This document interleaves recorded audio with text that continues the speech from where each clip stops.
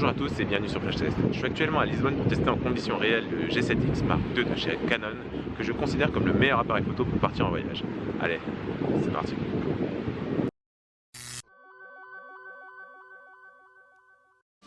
Alors je préviens tout de suite, je suis pas un expert en photo donc je ne pourrai pas commenter cette partie techniquement, mais je vais plutôt vous donner mon ressenti.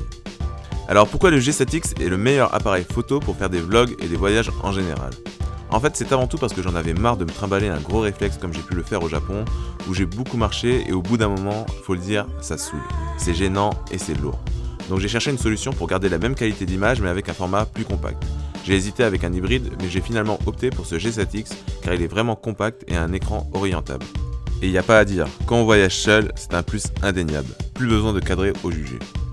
L'écran est de très bonne qualité et je lui ai ajouté une protection avec un revêtement mat pour le protéger des rayures et des reflets.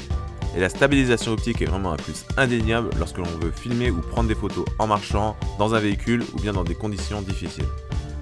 Une bonne avancée par rapport au G7X premier du nom, c'est qu'il est possible de le recharger en branchant directement un câble micro USB, alors qu'auparavant, si vous aviez oublié votre chargeur, c'était foutu pour vous.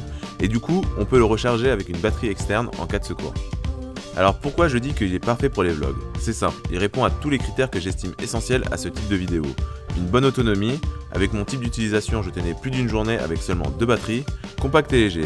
Comme j'ai dit, c'est un point primordial car à la longue cela pourrait devenir pénible de l'utiliser ou même de l'accrocher sur un support comme un GorillaPod. Un écran orientable pour pouvoir cadrer plus facilement dans des conditions difficiles et un bon rendu de nuit. Bref, prenez un G7X, un GorillaPod et vous aurez tout ce qu'il faut pour faire de magnifiques photos et vidéos. Mon seul regret serait qu'il n'y ait pas de prise microphone, mais il me semble que c'est aussi un manque chez les autres concurrents dans la gamme Compact Expert. Et quand on parle de concurrence, le seul qui lui arrive à la cheville et qui est même meilleur, c'est le RX100 de Sony, mais pour un prix aussi plus élevé. Voilà, j'espère que vous avez apprécié la vidéo, dites-moi en commentaire ce que vous pensez des Compact Expert et si vous en utilisez un au quotidien. Comme d'habitude, n'oubliez pas de liker, partager et de vous abonner à la chaîne si ce n'est pas encore fait.